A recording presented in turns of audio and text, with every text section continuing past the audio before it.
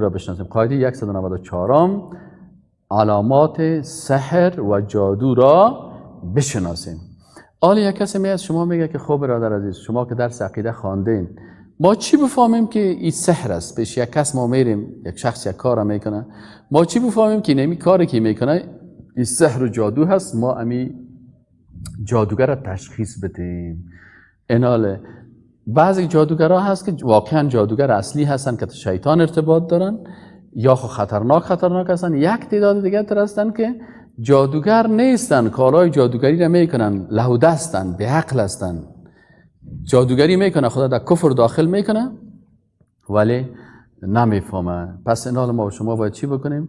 علامات سحر و جادو را باید بفهمیم. خب علامت اولش، پیش هر کسی که رفتین دیدن که وسایل را طلب میکنن، مثل زیرپیرانی، میگه برو زیرپیرانی مریضه بیار، برو کلاه مریضه بیار، فهمیدی یعنی؟ برو لباس های داخلی شه بیار، برو مثلا موی شه بیار، برو یک چیز از رو بیار. پس این بفهمید که چی است؟ این جادوگر است. این علامت اول جادو هست.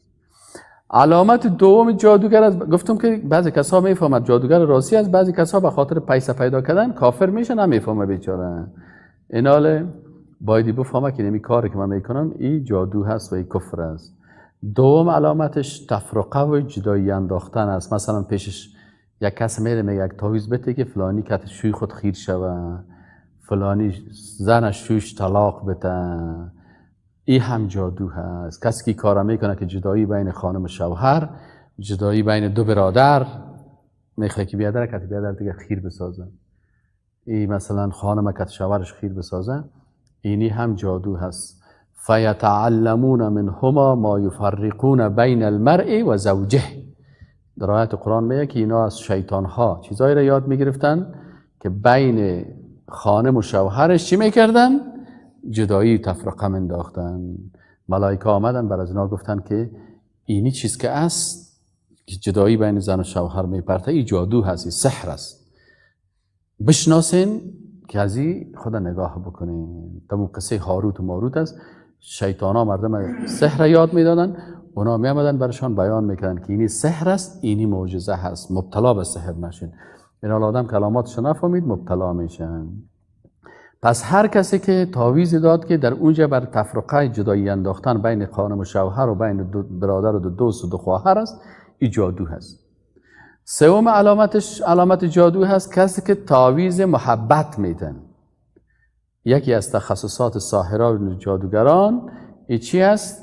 ایجاد محبت است. مثلا یک نفر خواستگاری میره، بازو خواستگار مثلا پدرش یا مادرش این دختر بر از این نمیتن، بازی میگه میریم چی میکنیم؟ تعویض محبت میکنیم. اول که دختر که از این محبت پیدا کنه یا پدر و مادرش چیز کنه، اینمی تعویض محبت که است، این جادو هست. این جادوگرایی کارا میکنه. و کسی که پیش جادو میره این در علم غیب، یعنی میتونه که در تقدیر الهی تاثیر بیاره، این تایید میکنه کافر میشه و در پالوی از این جادوگر کافر میشه. و کسی که نمی تعویض محبت میکنه کافر میشه. کسی که مراجعینش از تعویض محبت میگیره، این کل از اینا در نمی شرکیات و کفریات مبتلا میشه. علامت چهارم جادوگرها را چه قسم بشناسیم؟ که از خون در تعویضات استفاده میکنه. هر جایی که دیدی که جادوگر در تعویض خود از خون استفاده کرده، این چی است؟ این کافر است. چرا؟ اتفق الفقهاء على ان الدم حرام نجس. صاحب موسوعه فقهی میگه که تمام فقها میگن که نظر به آیت قرآن که انما چی است؟ حرم علیکم المیت و الدم، حرم علیکم المیتة و الدم و لحم الخنزیر. پس اینا حیوان خود مرده و گوشت خوک و خون، دم خونه میگن، این حرام است. پس فقها میگن که چون حرام است، نجس است، نه خورده میشه و نه از خون نفع گرفته میشه. اینا شما تصور کنید یک چیزی که نجس است که تازه بسیاری وقتا آیات قرآن نشته میکنن. این توهین و استهزاء به قرآن است. از یک طرف دعای قلب میکنه کافر شد، از طرف دیگه قرآن توهین میکنه با نشتنش با یک چیز نجس که خون است، کافر شد.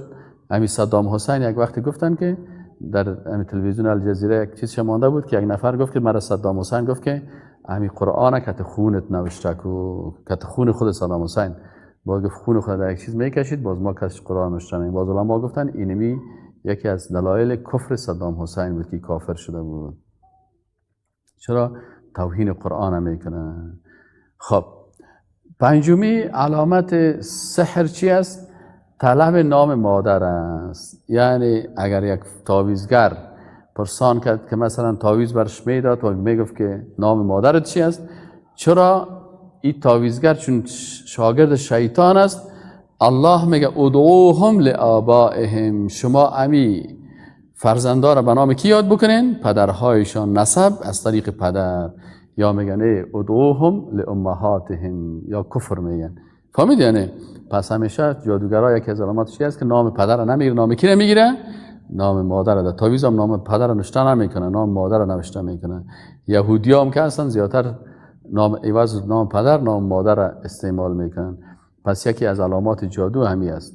علامت ششم جادو است در مورد آینده معلومات میتن. جادوگرا میگن که مثلا آینده سبا سروتی غم میایه، یک هفته با سروتی اینی مشکل میایه، در حالی که آیت قرآن میگه و ما تدری نفس ماذا تکسب غدا. انسان نمیفهمه که سبا چی میکنه. من نمیفهمم که سبا میمرم، زنده میباشم، سرم غم میایه، صحتمند میباشم، چی میباشم. و ما تدری نفس ماذا تکسب غدا. الله میفهمه، ما نمیفهمیم. این از آینده خبر میده، میگه که سبا سر تو این تو یک غم میایه، سبا تو میموری، یک هفته بعد سر تو این تو چیز میایه. باز ادعای علم غیب میکنه. پس کسی که در مورد آینده خبر میده بفهمین که این جادوگر و ساحر است. چرا که آینده انسان الله میفهمه که سر از این سبا چی گپ میشه. حتی یک ساعت بعد نمیفهمیم، شما یک دو دقیقه بعد نمیفهمیم. علامت هفتم خبر دادن از حال مریض است. چون اینا ارتباط دارن با جادوگرا، با شیطان ها. پس وقتی که یک مریض پیشش میره، ای چی میکنه؟ برای مریض میگه که تو گپ نزن، من برات گپ میزنم. تو دیروز مریض بودی، پریروز بودی، از کجا پیدا کردی؟ چرا ای گزارش میگیره از اون قرین. کتر انسان یک شیطان است. بازو شیطان میگه به شیطان جادوگر خبر میده که یک ماه پیش این تو مشکل داشت، در خانهشان جنگ بود. باز تو میگن یک ماه پیش در خانهتان جنگ بود، باز بیادر رو تو کرد با پدر، تو حیران میمونی که اوه این از کجا کرد. اگر عقیده را داشته باشی میفهمی که شیطان جادوگر است، از طریق شیطانای گپا را میفهمه. اگر عقیده نداشتی باز میگی او ولی بسیار عالم است، علم غیب الله را برازی میده و کافر میشه. علامت هشتم جادوگرا استفاده از دودهاست، مثل دود اسپند، دود بربو، دود غیره. این چیزها را دود میکنن. پیش کس اگر رفتی که تعویض میده این چیزها را دود میکنن، دودی برات نشته میکنه. فهمیدی؟ میگی بگی دود کو، اینا دربته، اینی دود کردن و دودی و اینی گپا که است، اسپند کو، دود کو، اینا کلش علامات چی است؟ جادوگرا هست. علامت نومش نوشتن طلسم ها بالای نعل حیوانات است.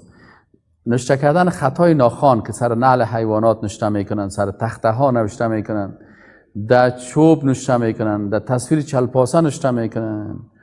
در صفحه 166 تمتم هندی یک کتاب است جادوگری، شما نحلای را میبینید که به شکل چی است؟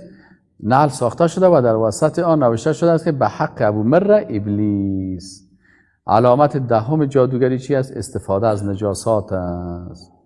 یعنی جادوگرا از چیزای نجس استفاده میکنن و در امیم اعمال سحری خود. یک کتاب است میگه الرحمت فی الطب والحکمه، یک کتاب جادوگری است. در این نوشته کرده که خون حیض را با آب منی مرد خلط نموده با آن چشمانش را سرمه کنند. العیاذ بالله. این چتل خوری دیگه. اینیا چیست؟ این کسی این کارای از نجاسات استفاده میکنه، این جادوگری هست. علامت 11 چیست؟ طلب حیوان برای ذبح کردن به غیر الله. اینا اکثرا جادوگرا حیوان میگیرن در تشناب ذبح میکنن. چرا در تشناب و در خاک انداز بیت الخلا این ذبح میکنن؟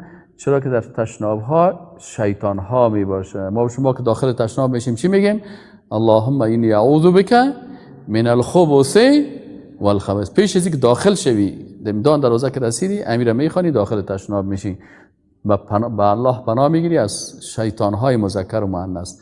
جادوگرا میگه برو یک دانه بز سیاه بیار یا مرغ سیاه بیار یا گوسفند بیار. فهمیدی؟ بازی را ذبح میکنن یا در تشناب ذبح میکنن یا میگه برو پیش فلانی قبر ذبح بکن. چرا؟ ذبح عبادت است. وقتی که ذبح به غیر الله شد این در شرک مبتلا میکنه. پس رسول الله صلی الله علیه و میگه که لعن الله من ذبح لغیر الله. لعنت الله است. حدیث صحیح مسلم است. حدیث صحیح مسلم از علی رضی الله عنه روایت میکنه که رسول الله صلی الله علیه و گفت که لعن الله، لعنت الله است من سر کسی که ذبح کرد لغیر الله، بر غیر الله ذبح کرد حیوانه. چی زیر پای عارض ذبح کرد، چی زیر پای حاجی ذبح کرد، چی زیر پای زیارت و قبر ذبح کرد، به هر صورت مرده و زنده غیر الله هستند. پس بر از اینا اگر چی میکنن مخلوقات ذبح میشه، این دیگه لعنت الله میشه و لعن طرد است از رحمت الله. علامت 12 جادوگرا چی است؟ طلب نظرهای شرکی هست. وقتی که نظر شرکی را که آورد، بر تو گفت که ببر یک دیگه الوا بر فلانی زیارت، برو مرغ ببر به فلانی قبر، برو تکه توغ فلانی زیارت پوش کو، با فلانی قبر مثلا سمتش کو. اینی نظرهای شرکی را که استعمال کرد، بفهمین که علامت جادوگرا هست.